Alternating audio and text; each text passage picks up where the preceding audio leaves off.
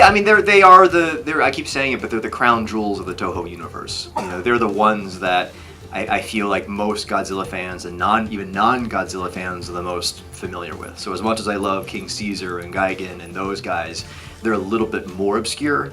But they're also the first ones who kind of teamed up.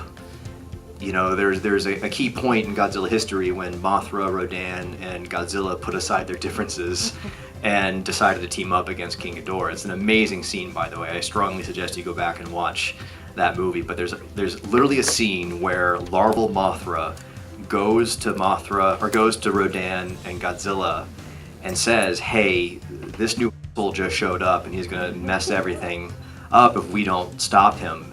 And the two twin fairies are translating for the monsters so the humans can understand what the monsters are talking about. Like, they're actually having dialogue with each other. And Rodan and Godzilla are like, the humans, they bully us. Like, why should we help them? And suddenly, for the first time as a kid, that was where you suddenly saw things from the monster's point of view, where the monsters saw us as the monster. The monsters saw us as the bullies that were trying to prevent them from having happy lives. But anyway, it was just like you sensed that they were sort of the first giant monster team up. And I feel like they're truly the most iconic of the Toho universe. So it made sense that they should be the first ones to get readapted to the big screen for Hollywood. Excuse me, Michael. They are not monsters. They're characters. I mean, it meant a lot to me because I think I mentioned earlier in the introduction was that I grew up watching these movies. When I was a kid, 4 years old, 5 years old, I was a little half Asian kid growing up in Ohio, and I was made fun of a lot. And to watch these amazing movies about giant monsters, and I already had the love of dinosaurs and animals and nature, that were made by other Asian people, meant the world to me. Because other than that, it was cowboys and cops and robbers and just your typical TV shows and movies growing up. And Godzilla sort of provided this weird security blanket because he was so strong, he was so powerful. But besides the fact that it was entertaining and fun, I was keenly aware, even at that young age, that there was a message underneath all of it. And I heard that, and that meant a lot. In the same way that Star Wars is really a movie about spirituality, if you dissect it, Godzilla had this oddly subversive message to it.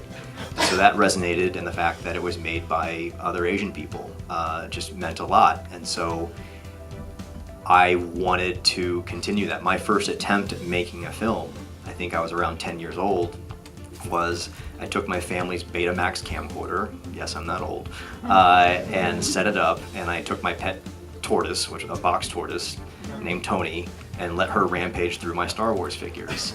And that was my first instinct, was to make a Godzilla movie. And then I tried to do it again in college, and I made a 2-minute Godzilla film. And so it's just always been in the back of my head that I wanted to do that. And I even remember when I was in college, they were shooting Roland Emmerich's movie in New York.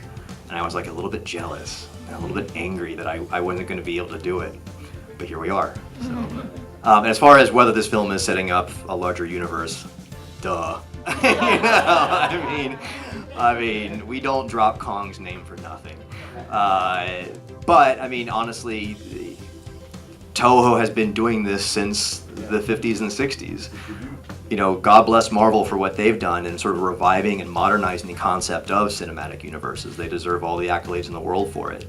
But the first attempts at it were the Monsterverse, the monster universe that Universal was quietly attempting to build back in the 30s and 40s.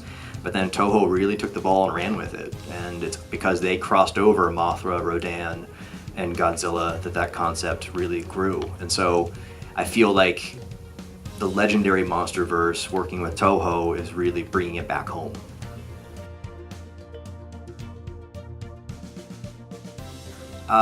There's one creature that I find fascinating because She's a plant.